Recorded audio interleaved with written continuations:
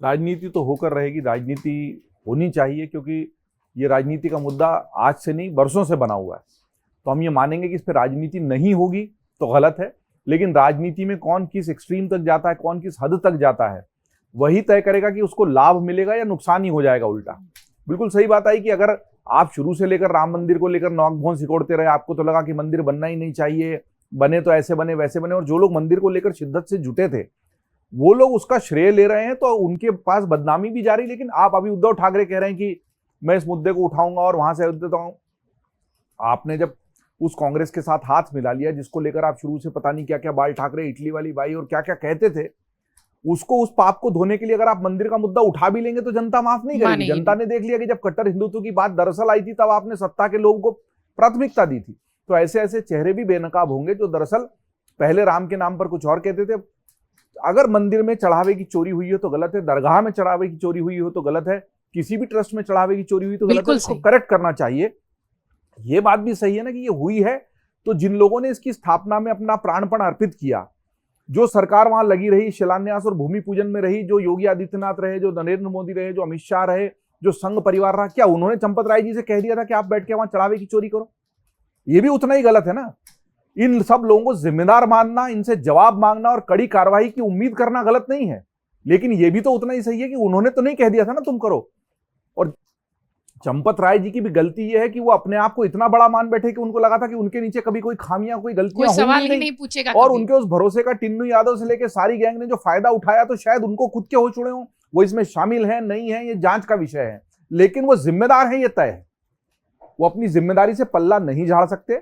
और यहां से लेके ऊपर तक देखिए, अगर आप कोई स्वायत्त व्यवस्था बनाते हैं तो इतनी मजबूत होनी चाहिए कि उसमें जरा सी भी खामी नहीं निकले, क्योंकि फिर जो लोग उस स्वायत्तता में शामिल नहीं है, आपने जो उसको एक ब्लैक बॉक्स बना रखा है, उतनी ऑटोनॉमी दे रखी है, आपने कह दिया ना कि ट्रस्ट हम ही तय करेंगे, ट्रस्ट में कौन होगा हम तय करेंगे, ट्रस्ट का काम कैसा होगा, एक एक ईंट कैसे लगेगी, नवीन मिश्रा जाएंगे ट्रस्ट में, चंपत राय जाएंगे, और आप बीच में मत बोलिए, आप खाली स्थानीय शासन प्रशासन की व्यवस्था करवा दीजिए, बाकी आप बीच में मत बोलिए।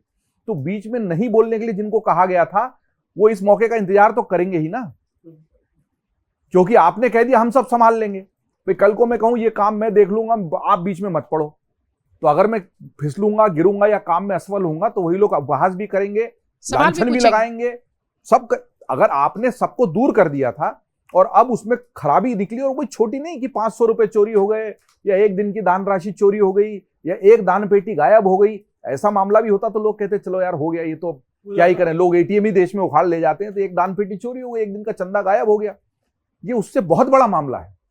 ये विश्वास की लूट है स्वयं, इसीलिए होता ना, देखिए ये बहुत बड़ा टीम वर्क होता है, और जब आप टीम वर्क में अपने घेरे तय करके दूसरों को बाहर कर देते हो, तब आपको ये समझ लेना चाहिए कि जरा भी चूक होगी तो सारा आपके ऊपर ही घड़ा फूटेगा, क्योंकि जब श्रेय लेने में आप आगे थे तो। लेकिन ये बात भी सही कि आपने तो नहीं कहा ना उनको कि चोरी करना, वो ये मान बैठे कि हम यहां बैठे हैं तो कोई चोरी कर ही नहीं सकता।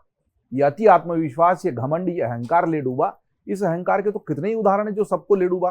राजनीति इस पर होगी, लेकिन राजनीति कौन लोग कर रहे हैं, किस तरह की कर रहे हैं। अभी दिग्विजय सिंह खुद अपनी पार्टी में घिर गए जब, तब उन्होंने एक नया कहा है कि वो महाकाल मंदिर से लेकर अयोध्या तक की पदयात्रा करेंगे। अभी उन्होंने नर्मदा परिक्रमा की थी। इस पदयात्रा के माध्यम से राम मंदिर में जो चोरी हुई है उसके चोर पकड़े जाएंगे कि नहीं पता नहीं, हो सकता है दिग्विजय सिंह की जो राजनीतिक प्रतिष्ठा है उसको वो स्थापित करने की कोशिश। तो सब लोग अपना अपना हित देख रहे हैं, देखेंगे, लेकिन यहां मामला सीधे सीधे जनता के भरोसे की टूट का है। पुलों में या दूसरी चीजों में जो भ्रष्टाचार होता है वो भी जनता का पैसा है, लेकिन वो हम टैक्स में दे चुके, हम राष्ट्र के निर्माण के लिए दे चुके, उसमें आपने कमीशन खा लिया और लूट कर ली। यहां तो हम सीधे सीधे राम जी के चरणों में पैसा चढ़ा के और उसको ले उड़े आप, और ले उड़े भी ऐसी मात्रा में। कोई ब्रेजा खरीद रहा है, कोई घर में क्या लगवा रहा है, कोई मकान बनवा रहा है, तो भाई आप बनवाइए, लेकिन ये आप जो तनख्वाह मिल रही थी उससे बनवाइए। हमारे चढ़ावा जो राम, वो हम इसलिए देते हैं कि हमको पता है कि मंदिर की व्यवस्था रख रखाव महंगा काम है, जरूरी है इसमें मैं फिर से जोड़ूंगा जो पहले वाले में भी कहा था कि सारा का सारा ऑनलाइन कर देना चाहिए।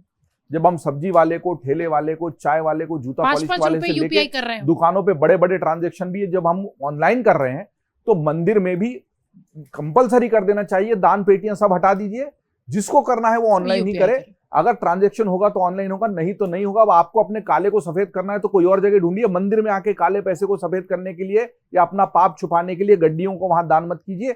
वहां तो आपको जो भी करना है, 5 रुपए से लेकर 5 करोड़ रुपए तक ऑनलाइन दीजिए, ट्रस्ट के बैंक खाते में दीजिए, कम से कम वो पारदर्शिता तो स्थापित हो जाएगी। दान पेटियों में जो QR कोड लगा दीजिए। लगे, कई मंदिरों में लगे भी। चढ़ावा चोरी के अरे मामले यहाँ तो में QR भी नकली लगा दिए थे उन्होंने। घर से वो पेटी बर्बाद हो गई जिसमें उन्होंने नकली QR लगा के, उसमें क्या मालूम क्या अलग घपला हुआ है।